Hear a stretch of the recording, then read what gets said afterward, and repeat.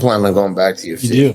If they'll have me, I would like to go back and fucking whoop someone's ass there. Well, who would you want to if it was offered? Justin Gaethje, it sounds like. I'm not fighting at 55 though, but right now I'm not fighting in there because there's nobody to fight really. It's kind of slow rolling. It's like UFC would.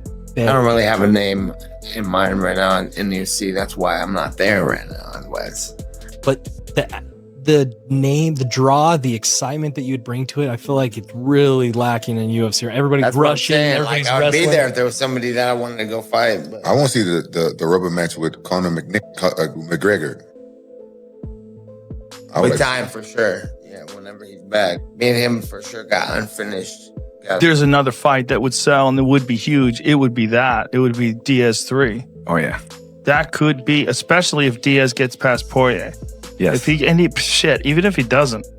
I mean, just that fight alone. I mean, there's the history between those two guys.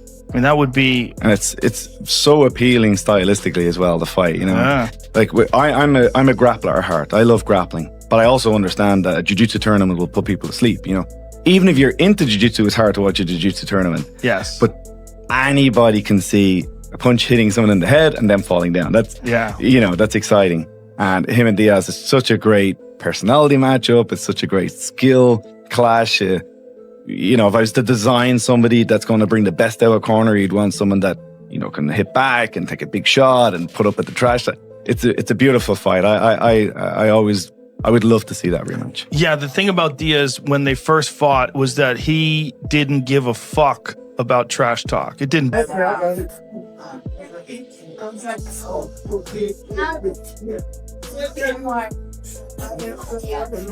All right, let's really break this down properly. Scientists have now shown strong evidence that social media isn't just influencing behavior on the surface, it is actively reshaping how the brain operates. And this isn't based on loose theories or social commentary. Researchers actually studied dopamine receptors, the specific mechanisms in the brain responsible for processing pleasure, motivation, and reward. What they discovered were direct, measurable connections between receptor activity and the amount of time individuals spend scrolling through social media feeds. In simple terms, the more time spent chasing notifications, likes, and new content, the more the brain's reward system begins adapting around that cycle. This isn't speculation or opinion. This is grounded, lab-based neuroscience data. Conor McGregor is being talked to headline the White House card. I don't buy it. I can't buy it. Why are we be turning to Conor McGregor? And the answer is also out there, because he is the sport's biggest star. That is true. So is that what you need? If you've got the open checkbook and you've got the magic wand, without saying names, do you say, I'm going to put as my main event the sport's biggest star? Is that your answer? Doesn't matter who he's fighting. What if it's a championship match? You have an open checkbook and you have a magic wand and you don't use any names, but you're going to put the championship on. Would you say heavyweight? Would you say women's 135? Would you say wherever Kazmat Chimaev's at? Like, how is it that you would answer that question? And then what if you're really going to go for a big fight? What if you really follow this for a long time? You're going to do what we used to call a super fight, but now we call it title versus title. You're going to take the... Now shifting focus, let's talk about just how brutally straightforward Nate Diaz has been regarding this entire fight conversation. There was absolutely no hesitation from him, no vague answers, no attempt to play politics. When discussions started circulating about the potential White House card and possible matchups, Conor McGregor was, without any doubt whatsoever, the only name that fully captured Diaz's attention. There was no dramatic buildup, no marketing-style talking points, no negotiation theatrics. Just a blunt, undeniable reality. If McGregor isn't standing across the cage from him, then nothing else truly matters to Diaz. He has essentially already made his position crystal clear. He's ready. The fans are hungry for it. And that long-awaited trilogy chapter of their rivalry doesn't feel like a distant possibility anymore. It feels like it's sitting just beneath the surface, waiting for the perfect moment to explode into reality. There's no need for drawn-out agreements or official green lights for the idea itself. Everyone already understands why this fight carries such massive historical and emotional weight. Last thing, White House card, like he said, you want Conor McGregor? Yeah, but the whole thing's at WWE. So Right. like, at least that's happening and getting something to talk about, something to watch. And I'm looking forward to that fight actually. Now fans want it. Devontae and Paul should be good, and then because what else are you looking forward to? Hurry up. Nothing. Hurry up. What else? If it's not you, McGregor, Ryan, Yeah. it's nobody. So it's good. It's good. Now fans want you versus McGregor 3. Do you want that fight? Yeah, for sure. White House? Yeah, what time? However, while the possibility is very much alive, Dana White did step in and significantly cooled down the immediate hype around making the trilogy happen right now. He pointed toward time as the single biggest unpredictable factor in mixed martial arts.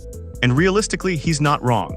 1 year inside the world of MMA can completely rewrite everything. Rankings change, champions lose belts, injuries happen, new stars rise overnight. This becomes even more important when you consider McGregor has only hinted at returning, not officially confirmed anything. Meanwhile, Diaz has shown strong interest, but interest alone doesn't finalize contracts. White made it clear that certainty at this stage means very little. The entire structure of the Ultimate Fighting Championship can shift rapidly, fight cards change, divisions evolve, promotional priorities move. By the time the next 4th of July arrives, the sports landscape could look completely different from what fans are imagining right now. McGregor said he's back in the pool. Diaz said he would love to be the opponent. Are you interested in that trilogy? That fight's a year away. Landscape will change so much by next 4th of July. Who knows what's going to happen? Who knows who's going to be on the card? What the main event will be or who will hold all the titles? Everything could be completely different. So it's not even worth thinking about. So the idea of McGregor versus Diaz III isn't dead, not even close. But it also isn't ready to be officially signed and locked in yet. On the complete opposite side of that cautious viewpoint, Michael Bisping approached the topic from a pure big-picture perspective. For him, there is zero hesitation. If Diaz comes back to the octagon and McGregor returns to active competition, then that is the fight to make every single time. Their rivalry already stands among the biggest and most iconic storylines in UFC history. If you place a fight of that magnitude on something as historically symbolic as a White House event card, it wouldn't just be another main event. It would instantly define the tone and scale of the entire show, especially when paired alongside other major blockbuster matchups potentially stacked at the top of the card.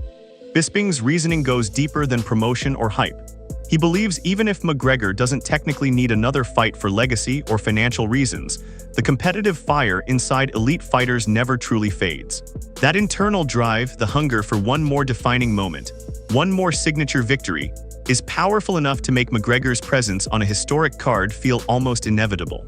Diaz was to come back. But if he was, and if Conor McGregor does actually make it back, I think that's the fight to make all day long. The one-on-one, there were some of the biggest fights in UFC history. Nate Diaz versus Conor McGregor at the White House would be absolutely insane. It probably will have Tom Aspinall versus John Jones in the main event. It probably will have Conor McGregor versus someone, Michael Chandler or Nate Diaz, in the co-main event. So that just kind of sets the tone for how big that card would be. What do you think? Do you think Conor McGregor will actually make it back? Of course, he hasn't fought since 2021, right? It's going to be 5 years since he last fought. I, for one, fair play to the guy. Fair play, man. Respect. He doesn't need to do this. He doesn't need to come back. He's got lots of other avenues and ways to make money. But fighting is something that never leaves you, okay? It's a part of who you are. It's in your DNA. It's part of your soul. And he wants to come back and he wants to get his hands raised in victory. Of course, he wants to come back. Bisping then pushed the conversation even further beyond rivalry narratives and into pure superfight territory. When discussing once-in-a-generation fights capable of shaking the entire sport globally, he pointed directly at Jon Jones versus Alex Pereira as the matchup that could potentially overshadow everything else currently being discussed. Pereira's rapid climb through elite competition, his global star power, and what he has already achieved across multiple divisions make the idea of facing Jones feel almost unreal, like something out of a high-level combat video game. Bisping argued that if Pereira somehow managed to defeat someone with the legacy and dominance of Jones, it wouldn't just be another title win. It would place Pereira into a historic category of greatness that virtually no fighter in MMA history has ever reached.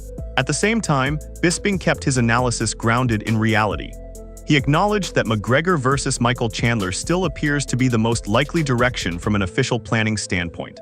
But he also warned that once business politics, promotional strategy, and personal fighter dynamics get involved, even the most carefully planned matchups can suddenly shift direction without warning.